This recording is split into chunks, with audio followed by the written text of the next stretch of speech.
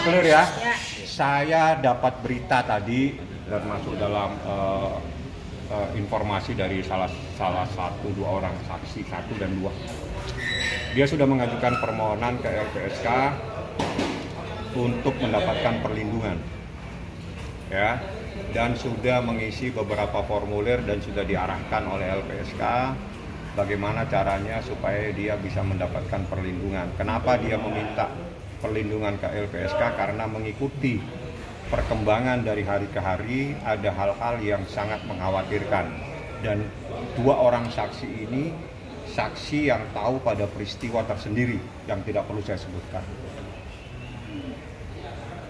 Jadi saksi yang tadi ada di WA saya, dikirimin bentuk formulirnya yang diisi, itu adalah perkembangan yang 2. Kalau yang Nikita memang saya sudah bersama dia yang Anda juga ikutin di LPSK.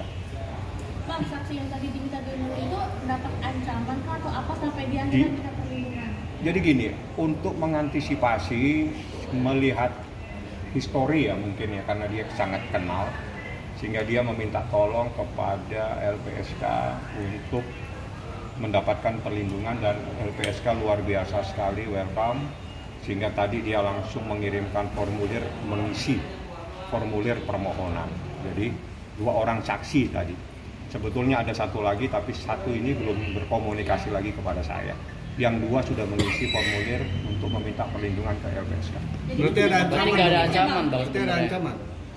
Bisa jadi, kita tidak bisa menjelaskan, menjustifikasi, yang tahu mereka.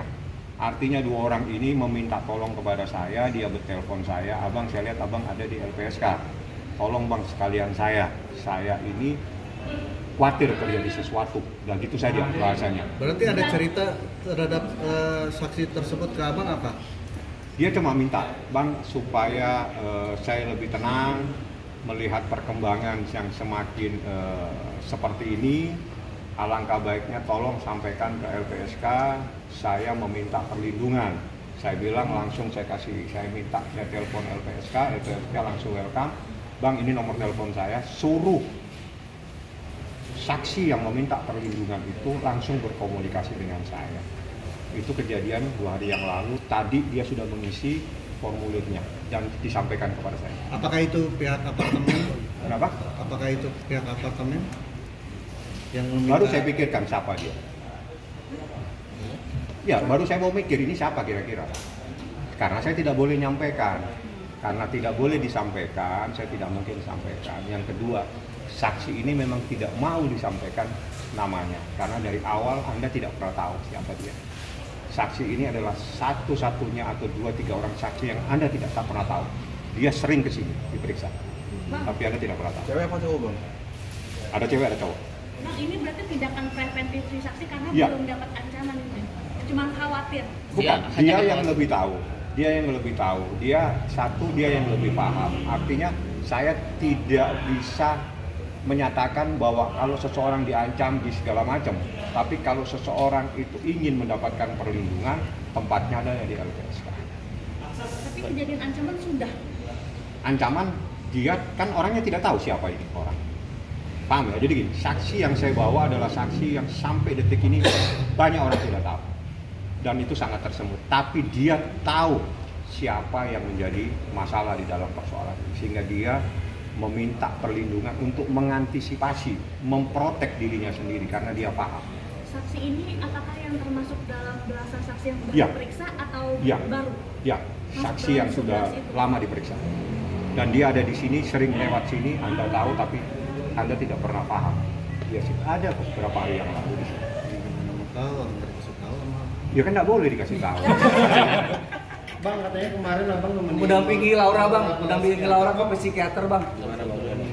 Oh, nanti saya tanya psikiaternya. Karena gini, proses itu saya tidak ikut. Cuma saya ada diminta untuk datang aja.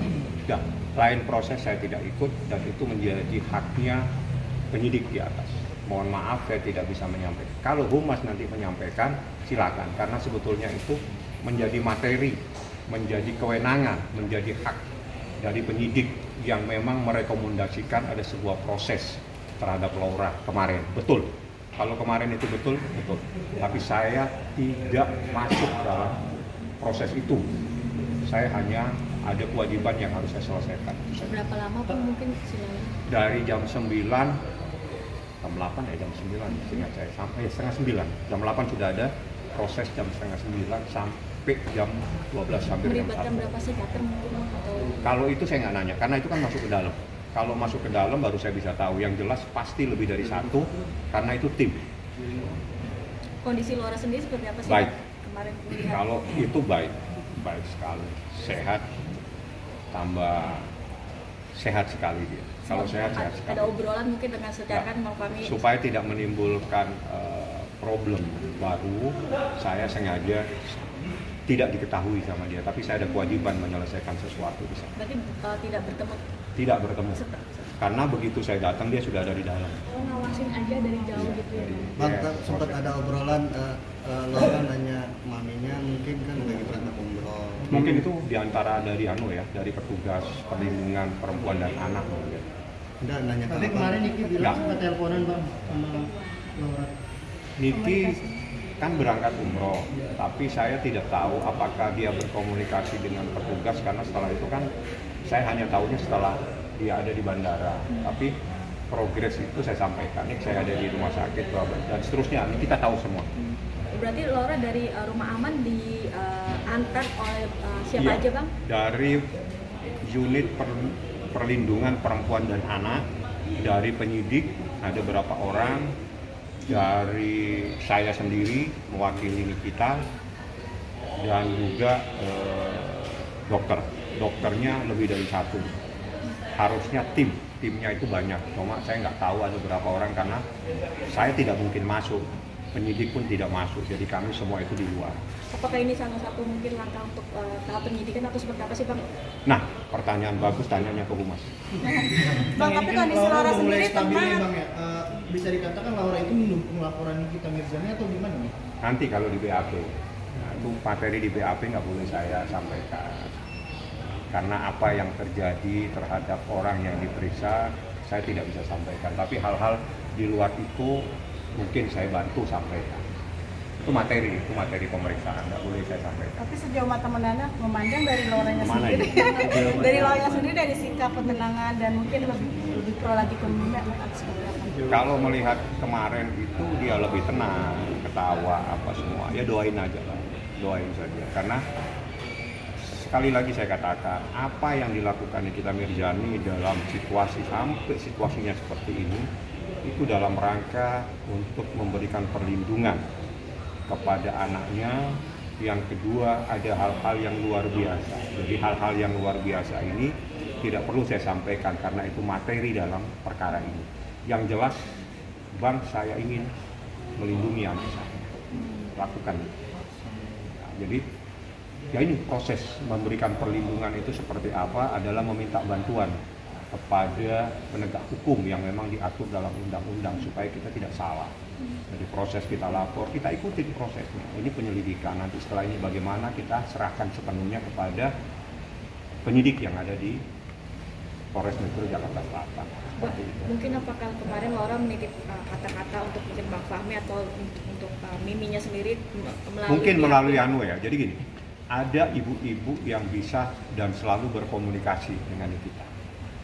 Ya, ibu itu mungkin, karena kan tidak mungkin saya bertanya sama, tapi ibu itu yang sangat dekat, bahkan ya teman curhatnya lah, ngobrol santai. Mungkin dia, karena kemarin waktu ada saya sama Nikita di sini, hari apa itu saya lupa, ibu itu bertemu sama Nikita, bercerita dan seterusnya. Jadi mungkin mereka saling bertukar nomor HP untuk memantau. Jadi Nikita itu pasti tahu setiap jam perkembangan anaknya, pasti dia tahu. Pasca pemeriksaan itu mungkin ada obrolan lagi kah dengan pihak tim psikiater, dokter atau Enggak, pihak itu yang berkomunikasi penyidik. Langkah-langkah selanjutnya seperti apa penyidik. Tapi ini adalah bagian dari proses. Jadi prosesnya itu selain visum juga ada proses untuk psikiater. Seperti itu. didampingi LPSK kemarin atau sudah? Bukan LPSK. Jadi unit perlindungan perempuan dan anak. Tapi setelah itu sore kalau tidak salah dari LPSK datang. Mereka datang berkomunikasi dengan penyidik dan seterusnya saya tidak boleh sampaikan. Itu saja informasinya. Tentang LPSK datang ada tanya ke Humas. Ada kemungkinan Laura diperiksa kembali karena dia sekarang udah lebih tenang atau gimana? Ya itu bagian dari proses. Jadi gini, dalam proses itu pasti setiap pihak yang ada yang terlibat atau namanya disebut dalam proses, kalau memang itu mempunyai kepentingan dalam proses penegakan hukum ini dalam rangka untuk mengungkap dan mencari adanya sebuah peristiwa pidana pasti diperiksa. Bang, soal dulu dugaan adanya pengancaman dari panggilan kita ini. Saya no comment karena saya tidak tahu, tidak kenal, dan kita kemarin juga telepon hanya pamit saya mau umroh Bang. Oke. Bang, udah ada kabar informasi Coba ke Humas. Yang jelas doain hari Jumat itu ada hal yang baik, ada hal yang perkembangan yang lebih terbaru. Kenapa ini agak sedikit kita menuduh, saya tidak perlu jelaskan. Yang jelas tidak ada persoalan apa-apa, kita harus menunggu visum itu benar. Visumnya sudah ada, tinggal administrasinya. Berarti visumnya udah selesai, jadi hari Jumat bisa dikasih tahu atau kayak gimana? Coba tanya Humas, karena itu kan punyanya penyidik. Oke. Yang jelas proses doakan hari Jumat ini yang terbaik, ada informasi yang terbaik buat Anda semua. Amin. Oke. Siap. Baik. Bagi Bang.